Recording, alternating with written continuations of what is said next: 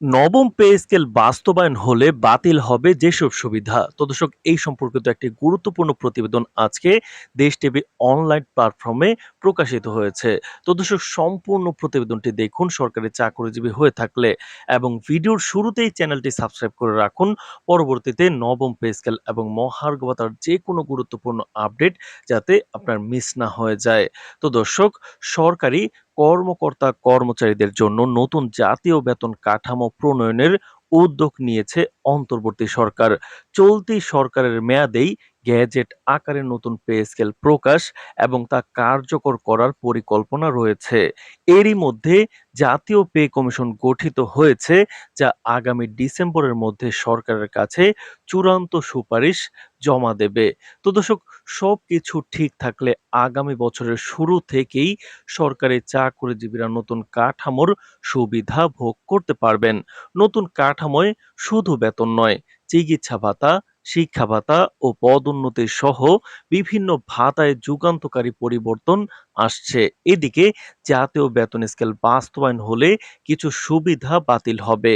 তো দর্শক, প্রস্তাবে সাকুল্য বেতন কিংবা পারিশ্রমিক নামে বিকল্প বেতন কাঠামো গঠনের কথা বলা হয়েছে, যেখানে বিদ্যমান বেতন কাঠামোর ভাতা সহ আর্থিক ও অনার্থিক কোনো সুবিধাই থাকবে না। প্রস্তাবিত এই বেতন কাঠামো অনেক উন্নত ও উন্নয়নশীল দেশে চালু আছে। তো দর্শক, এইদিকে বিভিন্ন কমিটির সভা, সেমিনার ও প্রশিক্ষণে অংশ নিয়ে সরকারি চাকরিজীবীরা যে সম্মানী কিংবা ভাতা নিচ্ছেন তা নৈতিকভাবে গ্রহণযোগ্য নয়। কর্মকর্তা কর্মচারীরা নিজ নিজ পদের উপর অর্পিত দায়িত্ব পালনের জন্য পৃথকভাবে এই সম্মান নিচ্ছেন। এতে বছরে ব্যয় হচ্ছে প্রায় ১,০০০ কোটি টাকারও বেশি। এই সুবিধা বাতিলের জন্য কমিশনের কাছে প্রস্তাব দেওয়া হয়েছে। তো দর্শক, ভিডিওটির এই পর্যায়ে এসে এখন পর্যন্ত যারা চ্যানেলটি সাবস্ক্রাইব করেননি, নবম পে স্কেল এবং মহার্ঘ ভাতার সকল গুরুত্বপূর্ণ আপডেট সমূহ সবার আগে পেতে চ্যানেলটি সাবস্ক্রাইব করে রাখুন।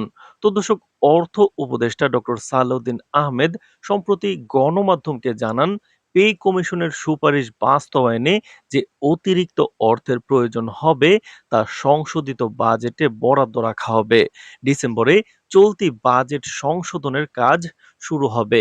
তিনি আরো বলেন, পে কমিশনের গ্যাজেট প্রকাশের উপর এ বাস্তবায়ন নির্ভর করবে, তবে আগামী বছরের শুরুতে এটি কার্যকর হতে পারে। তো দর্শক, নতুন বেতন কাঠামোতে সর্বনিম্ন ২৫,০০০ টাকার এবং সর্বোচ্চ ১,৫০,০০০ টাকা নির্ধারণের প্রস্তাব দেওয়া হয়েছে। বৃহস্পতিবার অর্থ বিভাগের কর্মকর্তা কর্মচারী কল্যাণ সমিতির নেতারা পে কমিশনে এই প্রস্তাব জমা দেন। এর ওপর আজ সমিতির নেতাদের সঙ্গে কমিশনের বৈঠক হবে। তো দর্শক, নবম পে স্কেলের আজকে গুরুত্বপূর্ণ একটি বৈঠক রয়েছে, যেই বৈঠকের সকল আপডেট আমরা নিয়মিত ভিডিও আকারে আপনাদের কাছে পৌঁছে দেব। সুতরাং আমাদের চ্যানেলটি সাবস্ক্রাইব করে রাখুন। আজ এ পর্যন্তই। ধন্যবাদ।